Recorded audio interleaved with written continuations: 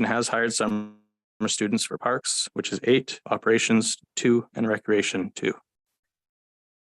Within our application to Canada Summer Jobs, there was an additional parks position on top of what we usually hire, along with a summer bylaw position, which we were hoping to receive.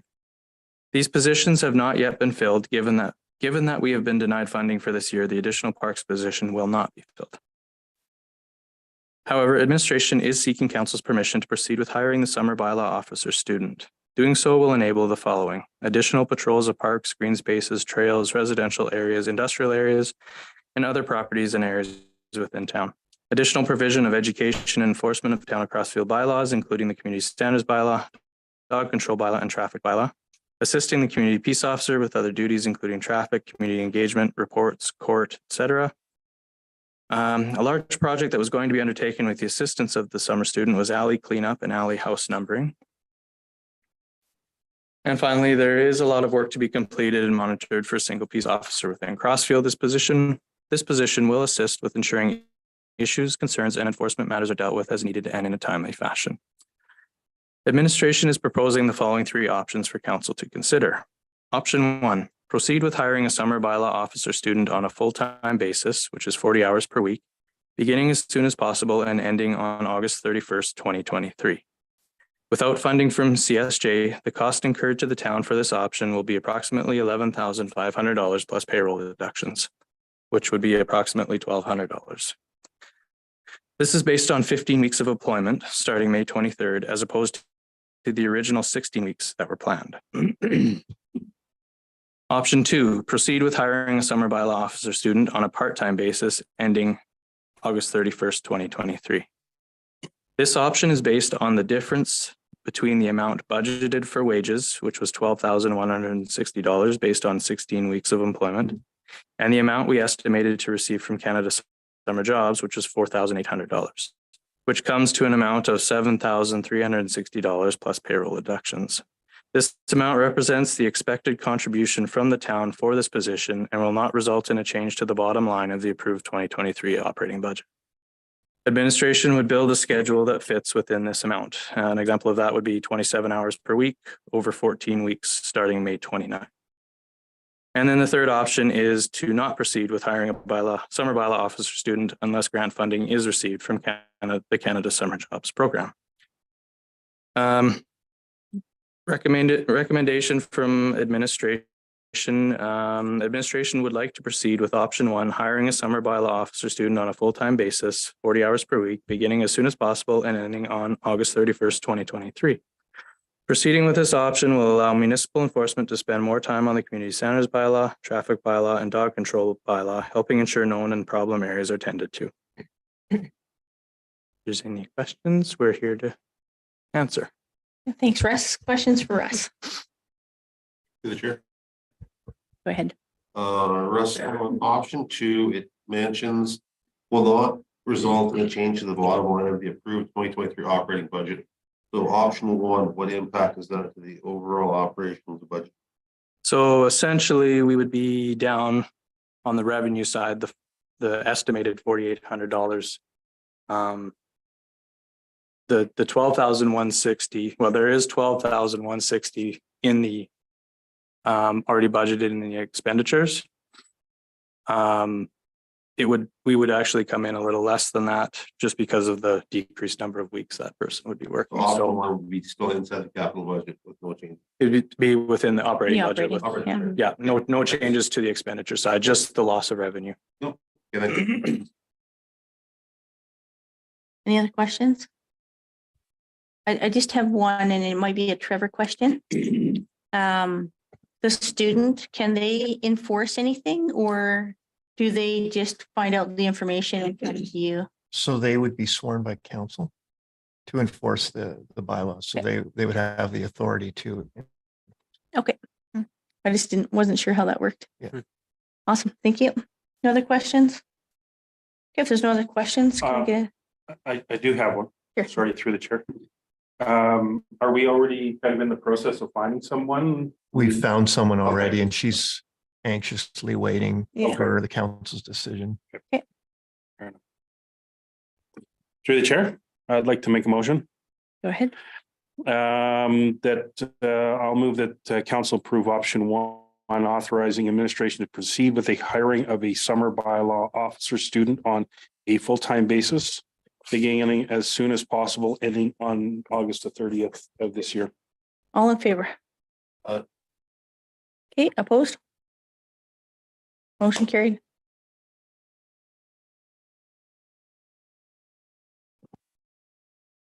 Item 4.3, Community and Protective Services, Calgary 911 calls. All right, It's your night, Russ. it's my night. For now. Thank you, Mayor Harris. All right. As previously reported to council, our agreement with Calgary 911 dispatch is expiring at the beginning of June 2023. In addition to this, the Canadian Radio Television Commission, or CRTC, is also ordering the decommissioning of the current enhanced 911 system, or E911, and implementing the next generation 911 system, or NG 911. Migration to the NG 911 system must be completed by the summer of 2025. On May 3rd, 2023, CAO Keenan and I attended a meeting with Calgary 911 to review the updated agreement as well as discuss some of the projects they're working on to enhance service. In addition, they provided us a tour of their facility, which was very informative. There are 4 attachments to this report relevant to the agreement with Calgary 911, and I apologize for the length of the attachments, but I wanted to make sure you had all the information. So I won't list off all of those. They're there for your reading. Some of the main highlights for this updated agreement include the proposed agreement is for a 3-year term, which provides time to move from the current E911 system to the new NG 911 system. It aligns with the new Local Government Services Agreement, or LGA, with TELUS, which is now required and was signed by Council in December of 2022. It is structured to support service delivery for both the current and the future state. Schedule A, Section 2.1D fee schedule, there's a 2% increase each year for the annual service fee. Schedule A, Section 2.2 service menu costing. These fees have been changed slightly, so there's one fee for the mobile responder program instead of having different fees for the smartphone versus the tablet options. This change will save us about $240 per year based on the number of devices we currently have the responder program on.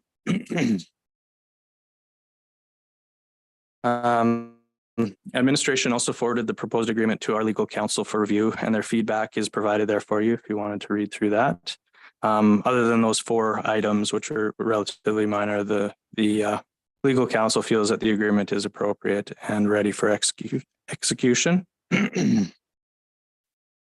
In addition to the proposed updated agreement, Calgary 911 also went over some of the other projects and improvements that they're working on, which includes replacement of the computer-aided dispatch system, or CAD system, which is the program that communicates with our firefighters and dispatches them out. They're also obviously working on the next generation 911 system, and they are ready to move over with that. One of the things that they did note to us, which I kind of liked, was that although they are ready to move to the new system, they don't want to be the first ones to do so. They want to see some others get involved there, see if there's any hiccups that they may come across. They are planning a phased approach, which will begin November of this year. And then another note, which has been brought to council's attention, just wanted to bring it there again, and that the Town of Crossfield's analog dispatch equipment can be used with this system. However, it is at its end of life for its useful life for us. It does still work. The problem is that if anything does happen to it, a line gets cut, radio goes down, that sort of stuff, TELUS will no longer support it. Calgary 911 did indicate that they could have their communications engineers help us move to new equipment when we do go through that process. And then they also have implemented a regional partner agencies services maturation program, which is quite a mouthful. Basically, that is they're just putting in a program that will continually look to improve their services that they're providing to their partners. So Moving to the recommendation, administration recommends that council approve the proposed transitional next generation 911 call, answer, and fire call evaluation and dispatch services agreement as presented. The reasons for this are as follows. The service we have received in the past has been good, and our fire department has developed a great working relationship with Calgary 911. The support team available to us is knowledgeable, approachable, and upfront. The service fees are reasonable. Calgary 911 is a large service and organization that is not going anywhere. They're also able to handle the costs and logistics of upgrading to the NG 911 system and have the staff available to ensure they can stay on top of information as well as changes, which some smaller services may struggle to keep up with. Most municipalities and emergency services in our region use Calgary 911. And also entering into this agreement will provide an opportunity for the new fire chief to join our organization, evaluate Calgary 911, and consider other services if necessary. Thanks, Russ. You're welcome. Any questions for Russ? No? No questions. Can I get a motion? Through the chair, I'll make the motion that council approve the proposed transitional next generation 911 call, answer, and fire call evaluation and dispatch services agreement with the city of Calgary as presented. All in favor? Motion And carried. through the chair, sorry, one thing I forgot to mention that isn't in the report that I'm going to send an email out to council, but Calgary 911 also offered for council to come for a tour of their facility if you would like to. They will do it during the evening as well, so you can kind of see how they operate and how it all works. So I'll send an email out and see if there's any dates that any council members would like to go, and we can go for a tour. So That sounds great. Thanks, Russ. Okay, item 4.4, Operations Manager, Mountain View Regional Water Services Commission. Thank you, Mayor Harris. Good evening, Council. In January of this year, administration discussed the draft water supply agreement with representatives of the Mountain View Regional Water Services Commission. A comprehensive review took place through all aspects of the document prepared by Brownlee Law on behalf of the Water Commission. The Mountain View Regional Water Services Commission has updated its water agreement with customers to better represent the present market and conditions. The agreement outlines the following items. It defines a number of technical items referenced in the water agreement and operations, supply and procedures, customer operations, renewal clause, commission ownership, metering, supply, repair and maintenance, force major, mediation, planning and consultation, water shortage, general provisions, and appendixes. The new agreement is more detailed for the benefit of the town and the commission. This evening's recommendation is that council authorize Mayor Harris and the CAO to execute the drafted water supply agreement on behalf of the town of Crossfield. And we've provided council with a copy of the agreement for review. Thank you, Meryl. Questions for Meryl? Just her question. But just to add to her comment, it's just an outdated agreement. Like Yeah. the ones we presently had have been adopted in 20 years. It's been a long time. It's been a very long time. So I think the commission was just trying to make alignment for the time of days where we are now. And I believe we're the last county of the agreement signed back in. So all the towns to send it back in and have had no concern. So, Yeah. no. Right on. Councilor Brennan, you had a question? Sure, through the chair. I'm pretty sure it's probably not a problem. I was just reading through this, page 82, remedies, section 15, part A. Regardless of whether the non-defaulting party, it sounds like the non-defaulting party can change the interest on default payments without letting the default party know. Did I read that right? what's I'm just going to that page. And you're under remedies. Yeah. Section 15, part A. In case of payment default. And there's, Yeah, so it looks like that interest would be applied for any amount that's unpaid. it's But totally likely that I read it wrong, but the town has never defaulted on a payment. There No. has never been an invoice unpaid. sure, and I'm sure there never will be in the future, but well, hopefully. But so I did read that right though? Yep, you did. And we did vet this in addition to Brownlee preparing this document for the Mountain View Regional Water Services Commission. We did also vet the agreement through Mhm. Brownlee Mhm. as well Okay, to ensure that we're in a good position. sure. Okay. Oh, everyone else is happy with it. Any other questions? Okay, if there's no questions, can I get a motion? Sure. A motion to council accept the water supply agreement, Mountain View Regional Water Service Commission as presented, and that Mayor Harris and the CEO delegate execute the agreement on behalf of the town of Crossville. All in favor? Aye. Motion carried. Thank you, Merrill. Item 4.5, administration finance alignment of bank accounts. Amber? Good evening, Mayor and Council. So tonight I'm presenting a small housekeeping agenda item.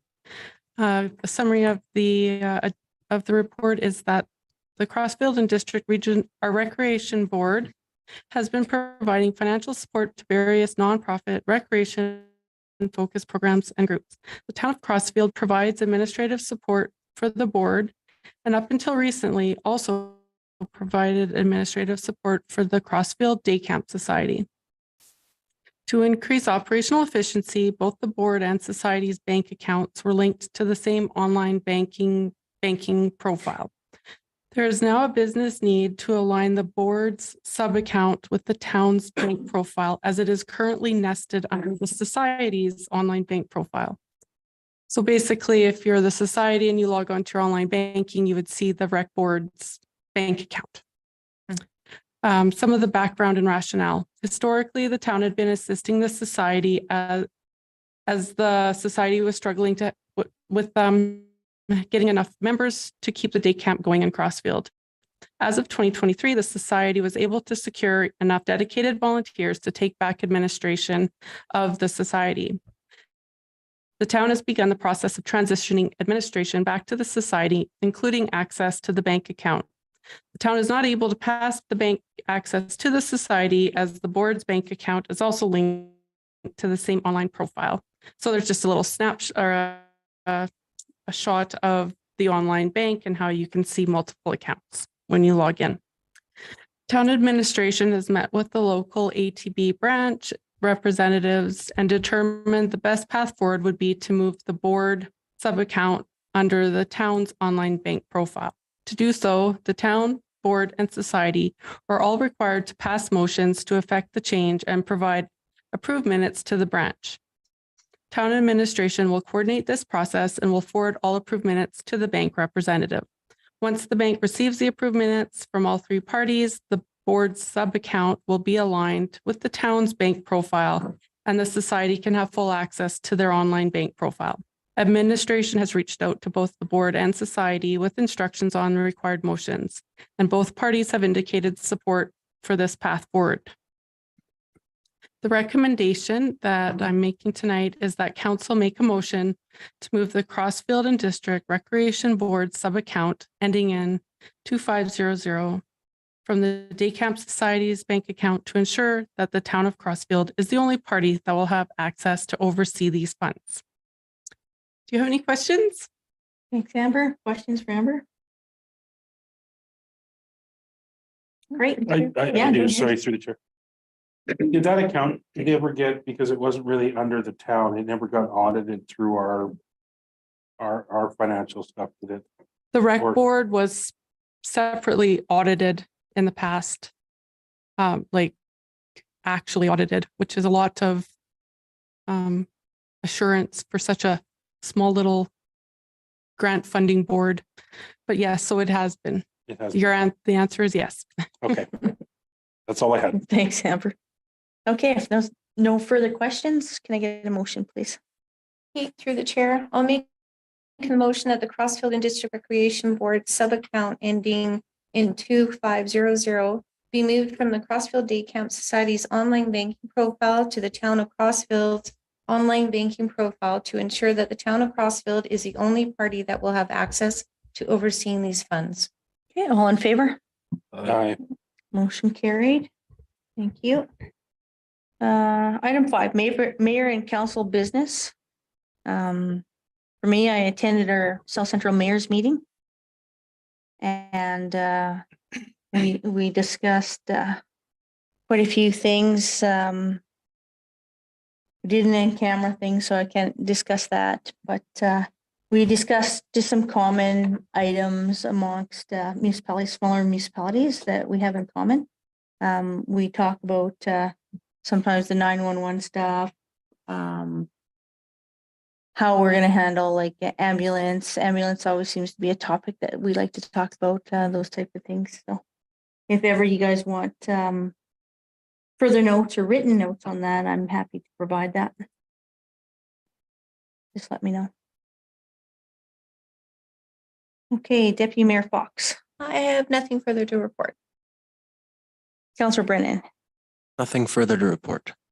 Councillor Gustafson, Oh, I don't know if you'd mentioned it, but we had our second round of interviews for the CAO as well Yes, yes. last Wednesday, Mhm. and which was great. Also had another. I have continuing building committees meetings for the Rockview Foundation, as I am the chair of the new Big Hill Lodge. We do have another one tomorrow, and then we have a rebranding session as well from 4:30 till 8:30 tomorrow night with Rockview Foundation. So again, the foundation has been keeping me very busy. Excellent. Yes. Thank you. Councillor Knight, Make that a busy day. Was for the CAO second round interviews. I also had a water commission monthly meeting, which as it stands, based on the weather, the water supply is really fantastic all the town. So it's so far been a good season to start the year for the water commission. mm-hmm. Great, thank you. Councillor Lambert, Nothing further to report. Councillor Vang. I have nothing to report. Okay, can I get a motion, please? Through the chair. I'll make a motion that mayor and council update to be accepted as presented. All in favor? Motion carried. Okay, administrative updates, 6.1, Water Wastewater Department. Joe. Hi, good evening, Mayor Harris and Council. On April 5th, 2023, staff were notified of an upcoming compliance inspection of the Crossfield Waterworks system by Alberta Environment and Protected Areas. The inspection took place on April 13th at the water distribution plant. Staff were on site to meet and guide the compliance assurance lead, Larry West. The inspection was completed over the course of a day. There were three categories that are covered in the assessment of the Crossfield Waterworks system operations: operational risk assessment, administration risk assessment, and health assessment. Operational and administrative risk assessments results were satisfactory above. During the health assessment, it was discovered that a high THM contravention was reported, but not immediately. The annual average testing for this occurrence for THMs was 100.5 UG/L, which put the town over the maximum acceptable concentration of 100 UG/L, which are the units. So it put us over by 0.5. It should be noted that the town has no direct control over the amount of THMs, as we're only a distribution plant. Staff has reached out to the regional supplier, being Munview Regional Water Services Commission, to understand what they're doing to reduce the THM levels. An update will follow. We continue to monitor the THM levels quarterly. So far this year, THM levels are well below the maximum acceptable limits of 100 UG/L. Recommendations that council accept the report as information. And can I talk a little about THMs for your? I was going to request that. Yeah. Sorry, through the chair. Go ahead. THM stands for trihalomethanes. THMs occur when organic materials such as vegetation, leaves, weeds, that sort of thing, react with the chlorine used to treat the water, treat the drinking water. This reaction produces a byproduct known as THMs. THMs are typically higher during the spring runoff and heavy rain events, as there's more organic materials entering the water system, being the river. Acceptable concentrations for THMs is 100 UG/L. Crossfield 2022 sampling average was 100.5. This made it over the maximum acceptable concentration by 0.5. The units 1 UG/L equals 1 part per billion. So they're pretty microscopic. Regarding health risks, when people consume THMs at higher levels on a regular basis, they may increase the risk of developing bladder and colon cancer. It's estimated that drinking 2 liters of water containing 100 UGLs or 1 part per billion every day for 70 years could result in 3 cases of cancer for every 10,000 people. The slight risk of increased cancer only occurs after decades of drinking water with elevated THMs. The health risks linked with THM in the water are very small. So what we're doing, as reported before, it's important to note that we're strictly water distribution, which means we have no direct control of treating the water, as the water is treated by the Mountain View Regional Water Commission. We have contacted the Water Commission, and they are talking to staff to increase the organic removal target to lower THMs. In speaking with Wes from up there, the impact of agriculture runoff in the vicinity of the plant has improved, which will lower organic material from entering the water/river, resulting or therefore lower THMs. Production volumes are trending upwards, and this will reduce retention time of the water in the system, therefore reducing THMs. So when there's a buildup of water and basically it's kind of sitting, that's when you get a buildup at THM. So we'll be slightly higher at the end because we're the last at the line, so our water is kind of in the pipe the longest. So far this year, we're doing good. We've taken 2 samples. We're doing it quarterly. For the code of practice, we're supposed to do it twice a year, but we do it quarterly to get a good read, good average. Sampling in 2023 is at 58.5 so far. And we got 2 more samples, one to be taken in July, another one in October, and results will be shared. Any questions? Thanks, Joe. No questions for Joe? No, thanks for that additional information. I did look what that meant up. Guilty, so did I. Yeah. Right on. Okay, if there's no questions, can I get a motion, please? Yes, through the chair, I'll make the motion that the water wastewater compliance inspection report update be accepted for information. Okay, all in favor? Aye. Thank you, Joe. Motion carried. Item 6.2, finance update, Amber.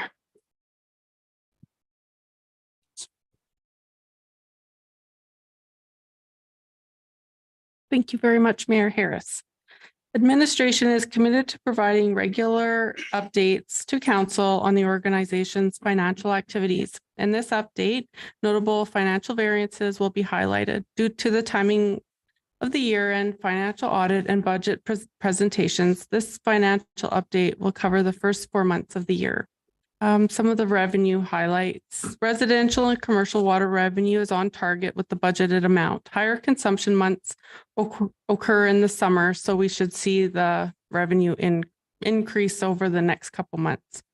Grant revenues haven't been received, as Russ had a more in-depth report on the Canada Summer Grants revenue. I'll just let his report stand on that one.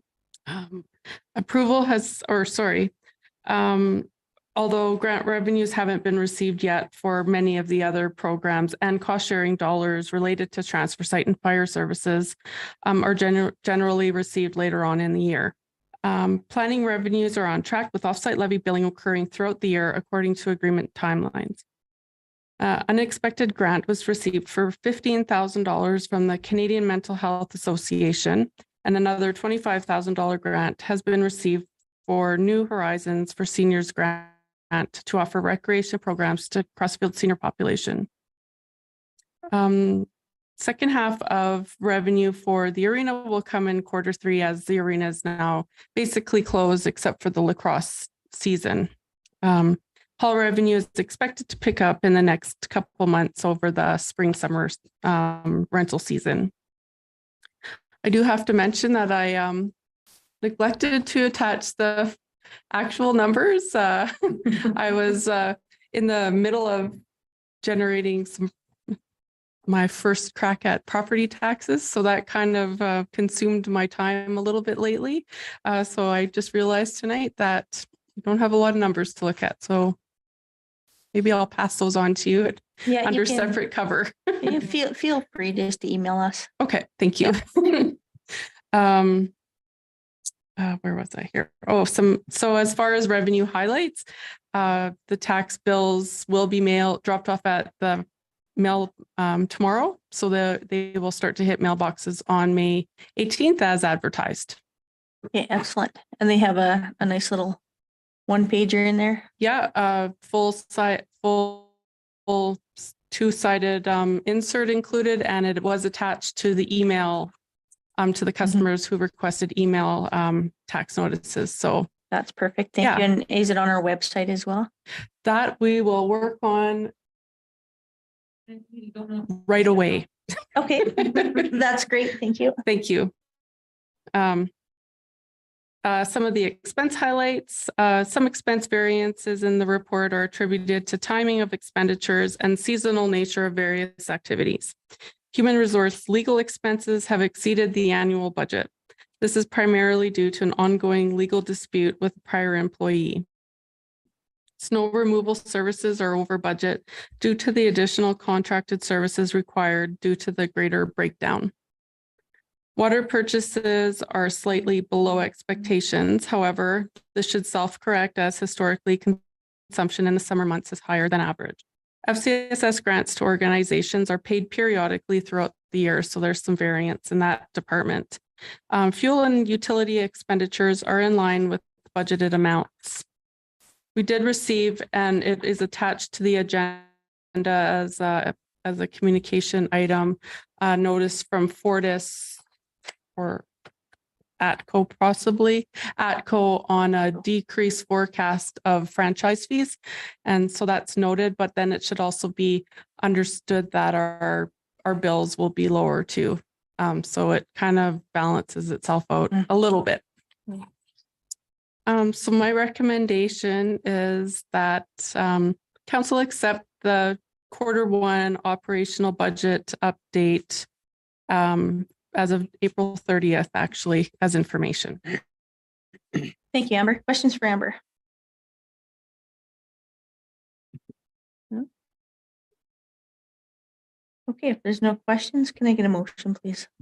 Through the chair, I make the motion that the 2023 operational budget update as of April 30th be accepted for information. All in favor? Aye. Motion carried. Thank you, Amber. Item 6.3, Director of Operations, Meryl. Thank you, Mayor Harris. Thank you for allowing me to report on this evening. I will be away the first meeting in June, but I wanted you to be aware of some of the projects that we have going on in the operations department. I reported on this before, but Dream Area Structure Plan Amendment, we are meeting, we have met with planning consultants and Dream Developments. Discussion was had surrounding the draft area structure plan and council's vision for development moving forward. Urban Systems and staff will be looking to coordinate a visioning session with council to discuss council's vision and future developments. We are also looking to have another meeting with Dream Developments next week, just as a follow-up. The town has been approached by Voker Steven Highway Limited. They're located on Lott Avenue. They're looking to put in 4 groundwater wells for monitoring purposes on adjacent town-owned property. The wells are required due to Alberta environment regulations for monitoring purposes. The town has reached out to MPE Engineering and Legal Counsel to inquire what sort of agreement we need in place to ensure that the town's best interests are looked after. I have heard back from Legal Counsel, and they have recommended what is called a form of license. And this allows for access. It outlines the authorized activities and imposes conditions regarding liability insurance requirements sharing of information regarding test results, etc. So I have instructed Brownlee to prepare a template for our review. We have met with Urban Systems regarding the golf course memorandum of understanding to draft a memorandum of understanding between the town of Crossfield and Rockview County to outline collaboration of planning and approval processes for a golf course town-owned land that falls within Rockview County District. The draft agreement has been circulated to Rockview County and Linden at the golf course, and we anticipate having a full report back to an upcoming council meeting. Within the operations department, you would see around the community that line painting has taken place. The 2023 asphalt overlay program is scheduled for the following intersections: Whitfield Avenue and McCaskill Drive intersection, Whitfield Avenue, Athabasca Crescent intersection, Mountain Avenue, and Alberta Street intersection. And the budget allocation for this program, as per the capital budget, is $100,000.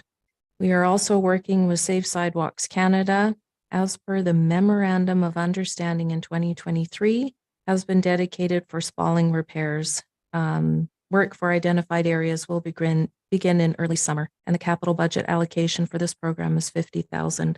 And for anyone who doesn't know what spalling is, it's when there's pitting in the sidewalk and they can do resurfacing rather than replacement.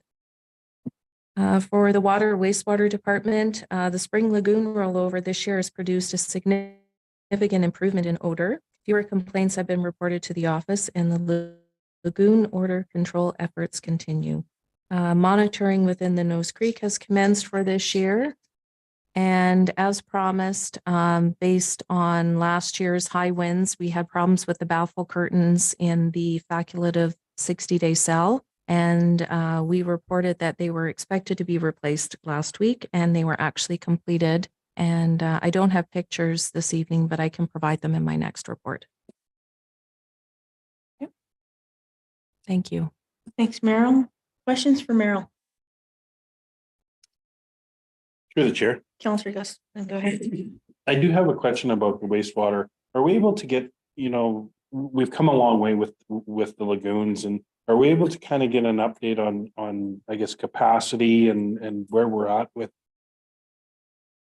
our contractor that has provided all the work to get us to this point? You Because basically, we were at one point, a couple of years ago with the lagoons and just, I guess, maybe a brief summary on where we're at here and where they see it in the next couple of years.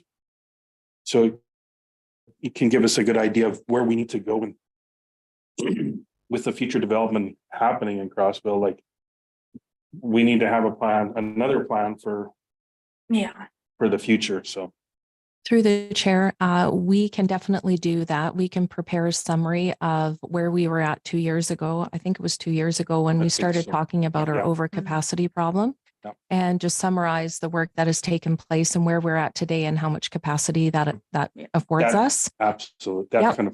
We can definitely do that. And just know that we are also working with MPE on our future wastewater disposal as far as our wastewater study. So we have grant funding for that, and we expect a full report on that towards the fall, later part of the year. Okay. But we can have a summary prepared and presented to a future council meeting. Excellent. Thank you, Meryl. You're welcome. Thank you. Any other questions? Meryl, just on the Volker Stevens, is that where they hold their salt? Yes. Okay. Yes. Yeah, that's what I thought. So just wanted to point that out so that everyone's clear as to why they're doing that. Yeah, it's due, sorry, and I should have explained that it is due to the salt storage that they have on site. So it is a requirement for Alberta Environment for monitoring. That sounds good. Mhm. And just on the golf course, with us being in Rockview and that agreement, I imagine in that agreement, they'll be talking about land use and what's allowed on that what uses are allowed on that golf course? Is that part of that agreement? It won't be part of the agreement. It's just basically how the town and Rocky View County will be working together. Can you explain it a little bit more how we're working together with them on the golf course? It's how we're working through the planning process Okay. and including the golf course. Okay. So we would be assisting the golf course with their application, and we would be going through the processes with Rocky View County and the applicant, which is the golf course. Thank you. Any other questions for Merrill? Okay, if not, can I get a motion, please? The chair, I motion that the director of operations update the accepted information. Okay, thank you. All in favor? Aye. Motion carried. Item 0.7 correspondence. We have 7.1 Operations Department Railway Downtown Update. Would you like me to read through the report? Yeah, Okay. just to give us some highlights on that and then highlights on 7.2 as well. For sure. So as you may remember, in October of 2021, administration and council took a tour of the Railway Street revitalization area. This was done following the construction, and areas of concern were brought to administration's attention as deficiencies. A summary of information gathered and proposed next steps was presented to council to confirm. In February 2022, staff presented a summary chart of work that was to be done, mostly by in-house labor. An updated summary and accounting summary is attached for council's information. Through the internal budgeting process during mid to late 2022, it became apparent that contingencies previously thought to be available were accounted for incorrectly, and as such, there are no remaining funds dedicated to the downtown revitalization project, with the exception of a holdback in the amount of $93,755 for the decorative lighting component. As noted within the summary chart and following legal counsel review, the town is not required to release the holdback until such time that lighting is functioning and that it's deemed to be operating satisfactory, and when all deficiencies have been addressed to the satisfaction of the engineer in the town. Currently, the administration has inquired with legal counsel if it is all possible to have any of the decorative lighting costs refunded by the design engineer. And administration has also reached out to the contractor, which was Professional Excavators, to cost out removing the decorative lighting and having it relocated to the community center and arena buildings. That was just an idea. So I did report here once we heard back from legal counsel that, and the contractor, staff will bring an update back to council for consideration. I have spoken with legal counsel, and we agree that the best course of action would be to actually email Stantec and Professional Excavators and ask them to come and speak to council regarding this topic. I feel like I'm a little bit in the middle here. I can't really speak to everything that has taken place, and I feel like they should be before council. I've asked them to prepare a report for the July 4th meeting that gives them enough time to figure out what their plan is. I want them to talk about the decorative lighting component, why it failed, why the modifications haven't worked. Is there a possibility for the lighting to be removed and replaced elsewhere? Probably the community center would be the best option. Hopefully at their cost. I asked them for at their Okay. cost. There was a few other things that I put in the email that I'm looking for. And I've asked them to come and present. Okay, that's fair. So I'm anticipating July 4th. They have acknowledged my email. And should we have pushback, we do have another avenue, but we'll touch on that should we get that far. Okay. That sounds good. Okay. So I have provided the deficiency summary action sheet chart. So you'll see basically the decorative lighting is one of the most troublesome areas. We are working on some of the incomplete deficiencies we've noted is the lifted area in front of the old grocery store. So we are going to be putting high visible reflective paint once filming is complete, but we don't quite know when filming is complete. We're still waiting to hear. The new bench is to be turned to face the street, so we have no budget remaining to purchase backless benches, but perhaps this is something that we can put in our capital budget in the coming years. And reposition, replace, remove the electrical boxes. So I do have an email from Stantec last year, and they were estimating $1,800 to $2,000 per box. I've asked PE to quote on that as well, just to give me an idea, and he's going to get back to me. So like I've mentioned, we do have a holdback remaining for 93,755, and you will see the total project budget allocation was for $10,325,300. And that motion was made October 22nd, 2019. So appears that we are over budget by $142,307. Thanks for that update, Meryl. Anybody have questions on any of that for the downtown? I do, through the chair, Meryl. So if we go back to on the deficiency on page 3, we were talking about the benches. Mhm. It's been a while and this has been ongoing, but correct me if I'm wrong. Did we not propose talking with the 4-H about building new benches for Main Street? No. So are those costs that are in this report pertaining to what it would cost 4-H to make them? Okay. No, that would be if we were to purchase new benches that match the furniture that are on Railway Street now. I think at the time when we talked to 4-H about the benches, it was decided to put them in the parks. Yeah. At that time. Okay. So it could be something that we revisit with 4-H in the future. Okay. Because they're doing a lot of great projects now. So it'd be nice to showcase some of it on Main Street. Agreed. And I'm going to hit you up for another one here pertaining to the electrical boxes. Mhm. So I see the cost in there estimated $1,800 to $2,000 per box. I'm not going to speak for all of council, but I do believe when we did a deficiency walk down Main Street, to us, it's a design flaw. So I don't see why we should have to pay to have them fixed when you can't pull a car in without catching your vehicle on them. So what's the stat on that? Do you have any more information on that? Through the chair, I don't have a lot of information. What I do know is that they cannot be they're not designed to be flush mounted with the ground. I think there would be too much water penetration for the way that they're built right now. The design was approved by previous administration, unfortunately. Oh, I And know. so if we want to make modifications to it, We it have may be that we're responsible for that cost. Okay. But, and that being said, it Yeah. was also approved by Stantec professional engineers. Mhm. Stantec Engineering was the design engineer. Right. So Professional Excavators was the contractor who saw the work through, but Stantec does the design. Right. Yeah. So the light boxes though may be fixed if we move the lights and put them somewhere else. I understand they're two different components. The decorative lighting under the grates is separate from the electrical boxes. From my understanding, the electrical boxes were installed so that we could light up our trees. Oh. Interesting.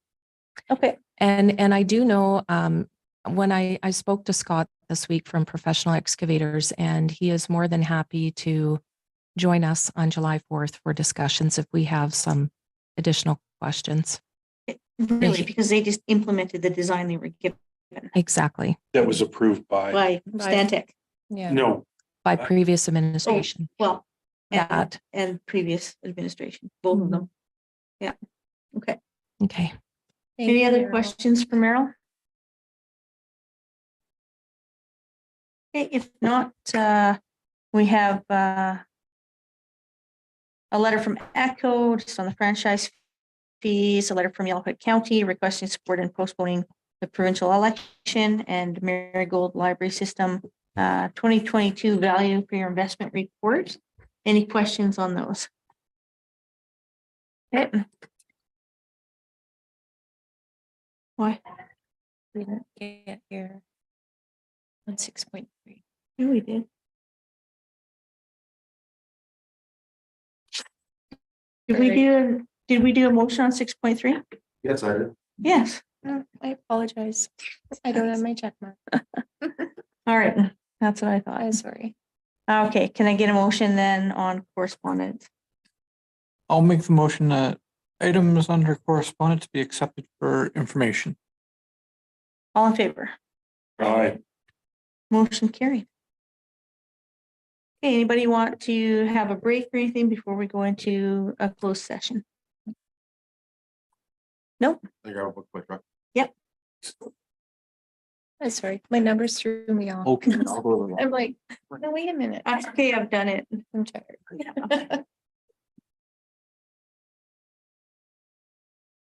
That's why my fingers.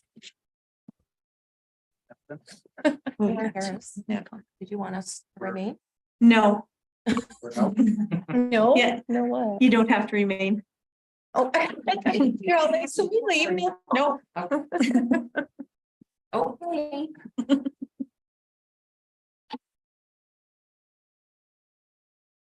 Be jumping for joy. You have to come back and get Lindsay though. Oh, did you? That was smart. And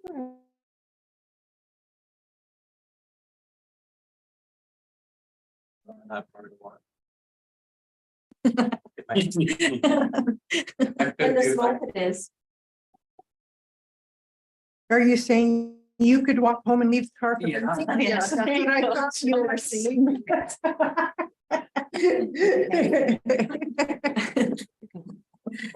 See you tomorrow.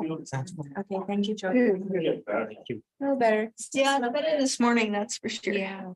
Oh, my God. I thought I was gonna choke to death. Good seeing you, Joe. Thanks, Joe.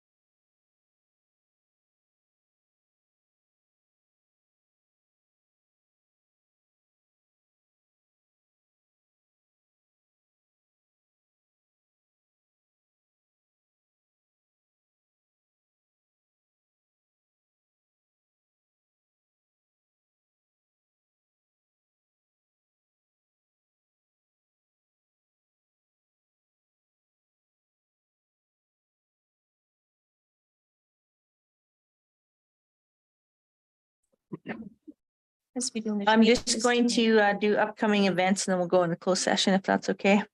So May 18th, Crossfield Seniors Excursion to Rosebud Theater. June 5th, Senior Swim Trip to Disbury Pool.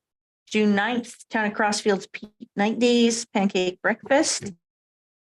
Are we doing that? Flipping pancakes again? Yeah, I accepted Yeah. it. Friday. Oh, okay. I think I accepted it. I think I did, yeah. Okay, great. June 10th, Pete Night Days, June 12th, Seniors Painting, and June 16th, double feature drive-in movie at the rodeo grounds. So we'll move to a closed session. Can I get a motion? I'll make the motion that council enter an in-camera session at 7:57 PM to discuss personnel under section 17, subsection 1 of the Freedom of Information and Protection of Privacy Act. All in favor? Aye. Motion carried.